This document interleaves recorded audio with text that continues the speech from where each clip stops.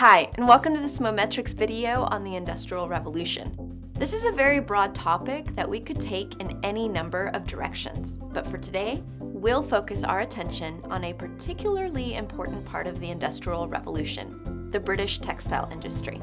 In this video, we'll trace the origins of the Industrial Revolution, examine the social changes that new technology brought about, and see some of the negative effects of industrialization.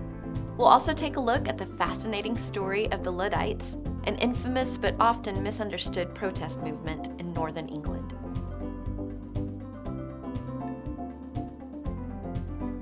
So what was the Industrial Revolution and when and where did it occur? Put simply, from around 1760 to 1840, a series of technological advances in steam power, iron, and textiles dramatically altered the industrial output and economies of Western Europe and the United States. We should also note that historians tend to refer to this period as the First Industrial Revolution. The Second Industrial Revolution, sometimes known as the Great Acceleration, took place from 1870 to 1914 and was defined by chemistry, electricity, and steel. Depending on who you ask, we are either presently in the Third Industrial Revolution or just about to enter the Fourth, but that's a discussion for another day. The Industrial Revolution was the transition of manufacturing from muscle to steam power. The limitations of animal and human labor gave way to the seemingly boundless possibilities of mechanical production. In the textile industry, innovations such as the flying shuttle and the spinning jenny greatly increased output while sharply reducing costs and labor. Each improvement built upon past advances and prompted further innovation. The development of steam power demonstrates this process as well as any. In the early 17th century, sometime before the period associated with the Industrial Revolution, the first steam engines were used to pump water from mines. Thomas Newcomen devised the first widely used engine in 1712. Scottish engineer James Watt greatly improved the efficiency of Newcomen's design over several years after first tinkering with one of the machines in 1763. In partnership with Matthew Boulton, an English businessman from Birmingham, the Boulton-Watt engines required 75% less fuel and made steam-powered engines viable for commercial use in other industries. The first steam-powered mills opened in Manchester in 1783, and by 1800, 42 such manufactories, as they were called, were in operation. The use of coal to power engines soared, so methods of extracting and transporting coal also developed accordingly. Canals and eventually railways, which of course were made possible by steam power, made the transportation of goods far quicker and cost-effective. Innovations led to better machine tools, which led to better machines, which led to better machine tools, which led to, well, I think you get the idea. Of course, it was not just coal which powered the Industrial Revolution, but also investments. James Watt's quest to produce an efficient steam engine was made possible by the resources and financial backing of Matthew Boulton.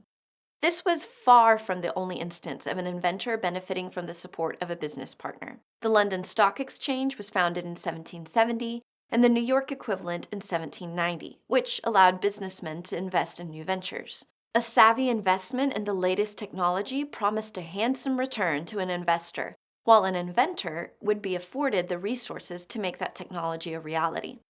We can see from these examples that the key technological advances of the period came from building upon existing designs and were greatly aided by concurrent events.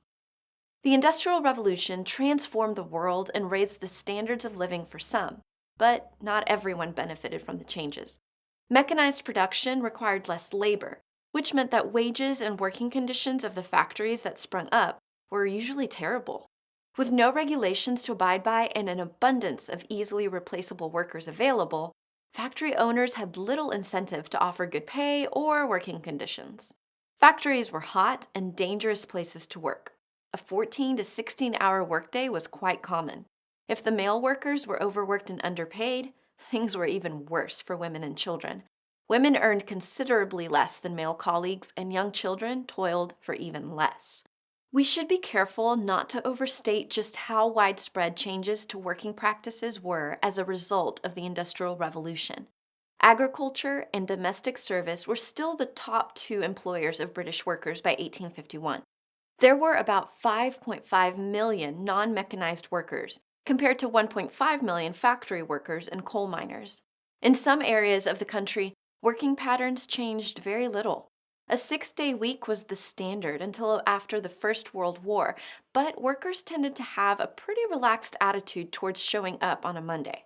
Saint Monday, the tradition of skipping the first workday of the week, was common in some areas right through the Industrial Revolution. Employers had little option but to tacitly accept that, in the words of one mining pit owner, it was beyond all probability that any number of men could be got to work on a Monday. So, while we should acknowledge that the working conditions of some people were slow to change or weren't especially brutal, a great many workers were subject to the worst excesses of factory work. Resistance to dismal working conditions took different forms. There were numerous instances of workers banding together to fight for better wages and working conditions. In April of 1820, 60,000 workers across central Scotland went on general strike. The strike was put down by the British Army, and the ringleaders were either executed or exiled. A similar outcome awaited those who participated in the 1831 Merthyr Rising in Wales. Violent clashes between the army and protesters resulted in 24 killed and death sentences passed on 2 leaders. One of those sentences was reduced to exile to Australia. One of the better-known protest movements against the ills of industrialization was the Luddites. Today, the term Luddite is used to describe a person who fears or dislikes technology, and the common perception of the 19th century group has been of workers who, threatened by technological progress, took to destroying machines. The Luddites were not, in fact, opposed to new technology, but to the tendency for factory owners to bypass acceptable labor practices of the time and underpay skilled workers.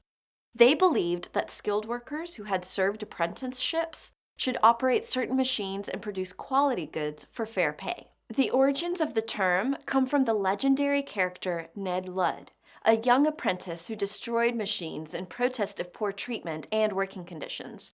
An outlaw and source of inspiration, Ned Ludd followed in the tradition of mythical English folk heroes. In homage to Robin Hood, Luddites claim to have received orders from General Ludd by way of Sherwood Forest.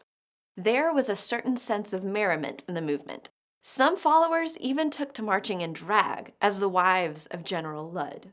For a few short years, the Luddites engaged in protests, which sometimes turned violent. Destruction of property was met with harsh punishment in order to deter others, generally execution or exile. A handful of clashes between Luddites and soldiers took place across Yorkshire in 1812, and 3 Luddites were executed for the murder of a mill owner. By 1813, the group had largely vanished. In truth, the Luddites owe their enduring legacy not so much to their achievements as to effective branding. A catchy name and a sense of swagger and style greatly overstated their influence at the time. Machine breaking was hardly a new form of protest, nor did it end with the dissolution of the followers of General Ludd after 1813.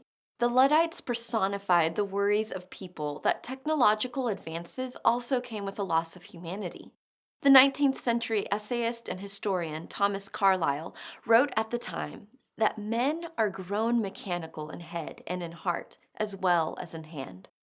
It's not difficult in the present day to empathize with the thought of being concerned by the human costs of technological progress. To quickly review, we looked at the Industrial Revolution from the perspective of the British textile industry and examined the social changes and the different reactions to industrialization. Here are a couple of review questions before we go. Number 1. Which of the following was not a driver of the Industrial Revolution? A. Steam. B. Textiles. C. Iron. Or D. Steel. The answer is D. Steel. Steel was one of the drivers of the Second Industrial Revolution. Number 2. The Luddites were motivated by A. Fear and hatred of technology. B. A desire for fair wages. C. Communist propaganda. Or D. None of these. The answer is B. A desire for fair wages. The Luddites did not oppose technology, but sought fair wages for skilled work. Thanks for watching, and happy studying.